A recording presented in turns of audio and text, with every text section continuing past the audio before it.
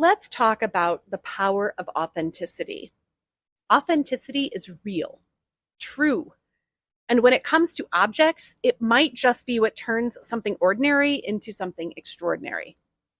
On today's episode, I'll be sharing a very creative example of how one museum decided to interpret one of their most special artifacts to great success. Hi, my name is Lindsay Smith with Exhibitsmith. I'm rethinking the way we save our stuff. I help people interpret, preserve, and better understand the objects that make up our world. If you have a lot of stuff, it might feel overwhelming.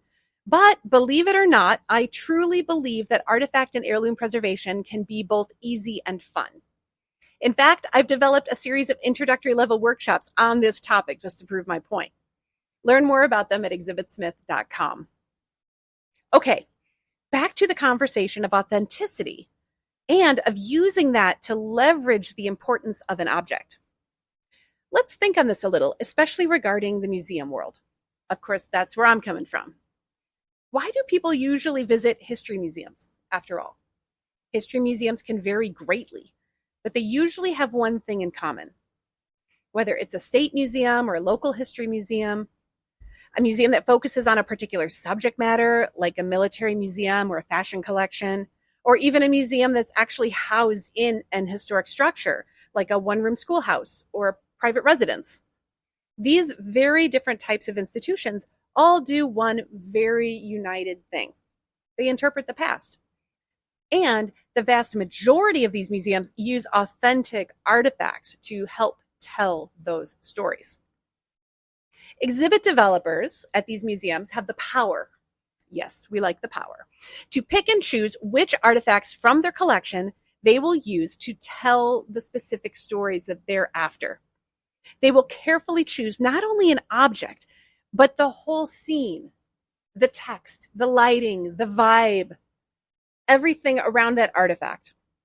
They're carefully curating the entire exhibit experience for you and I to enjoy. They are the ones who will determine the story that they think is most important for the exhibition, and we trust them to do that with accuracy and integrity.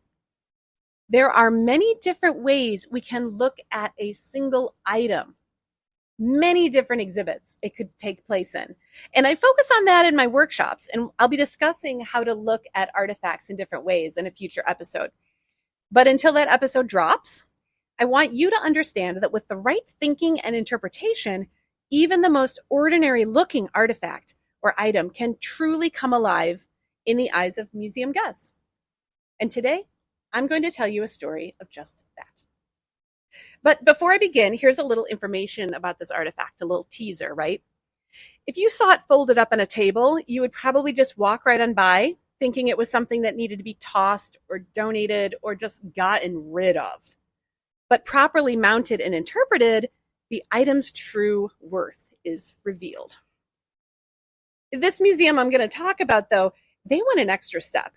They went above and beyond anyone's wildest dreams. Using the authentic artifact, its extraordinary backstory, and a little bit of theater magic, they created an awe-inspiring educational spectacle. Are you ready to hear about it? Today, I'd like to tell you a story about a tent. A special tent, George Washington's tent. In fact, it's on display at the Museum of the American Revolution in Philadelphia.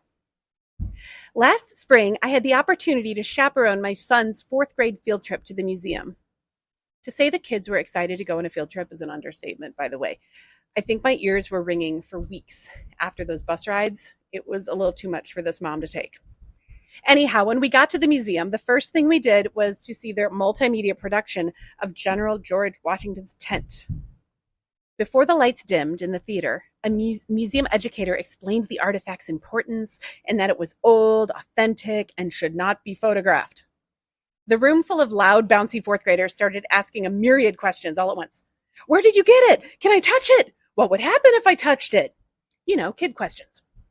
Is it real? Was a big one. There were also some high school students in the crowd. Just FYI. I really wanted to jump up and start explaining things, but as a parent chaperone, I just sat and smiled. The rambunctious kids were really getting into it. During the wonderful introductory film, most of the kids were able to stay quiet, but it is fourth grade after all. So there was a constant bit of background chatter, which kept the energy up in the room. And then, at long last, the screen rose and the crowd started going wild. The tent! The tent! But there was another screen behind it, and the movie continued. This was a brilliant move, by the way. The crowd reacted and anticipation grew. The high schoolers behind us were just as engaged as the fourth graders. Then, at long last, the second screen gave way, and there it was, Washington's tent, beautifully lit and safe behind glass. A screen along the back wall projected sky and trees as they changed through the seasons, and the lighting made the tent seem magical. And the crowd went absolutely wild. The 10-year-olds and the high schoolers were going nuts for George Washington's tent. Like, I'm talking completely nuts, like Beatles on Ed Sullivan nuts. It's the tent! They kept shouting over and over, standing up in their seats. It was too loud to even hear the movie narration anymore. It was just complete screaming chaos. And personally, my material culture loving heart exploded. I was both laughing and honestly getting teary-eyed from their reaction. And I'm so glad I was there to experience it. So thank you, fourth grade teachers, for selecting me as a chaperone. But then, stage right. Was that a lantern moving around inside the tent? And it looked like someone was walking around inside? Was it? Was it George Washington? Oh my gosh. The kids started shrieking again at the top of their lungs. Thanks to this very clever and apparently extremely effective use of lighting. Well done. Oh my goodness, what an experience. I could tell you so much more about how wonderful the field trip was, but this is the moment that will stick in my head and in my heart for years to come. It was amazing. And if you're ever in Philadelphia, go see The Tent and definitely take any 10-year-olds you have along for the ride. I am very curious to learn about the moments that you have had in your life where you encountered an object and then learned the story behind it and were just completely blown away.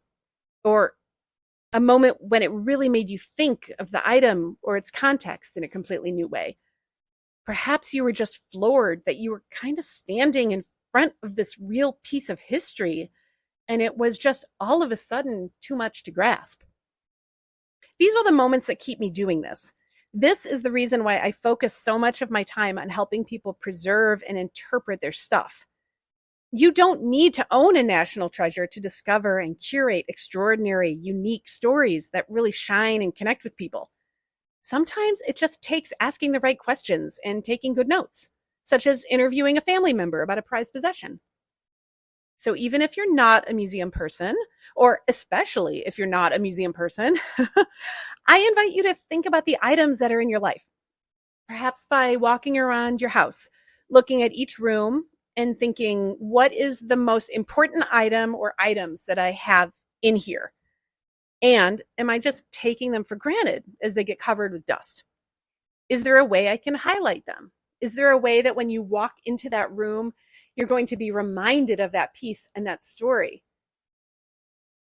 Or are they currently getting lost in the shuffle? I.e., like, do I literally have to move piles of other potentially less important items out of the way to even see and appreciate these few special items? And then think of the tent story and ask yourself, how can I easily create these moments in my own home, in my own life, with the things that are important to me? Fully understanding that you're not going to have something like Washington's tent, or let's say a Gutenberg Bible, or the Hope Diamond, or any sort of national, international treasure. That doesn't matter. It's all about scale. What's important to you? You don't need those international amazing pieces to make you feel this way. What's important to you are those items that bring you those feelings. And I'm very curious to learn what things you have in your life and how you are or are not cherishing them, or displaying them, or storing them, or even really remembering them. How are you keeping their stories alive? Anyhow, that's all I have for today. I hope you've enjoyed today's episode. I invite you to subscribe to my podcast. And once again, you can see everything Exhibitsmith is up to at exhibitsmith.com, including grabbing yourself some free downloadable resources created by moi. Thank you so much for listening. I'm already looking forward to the next episode.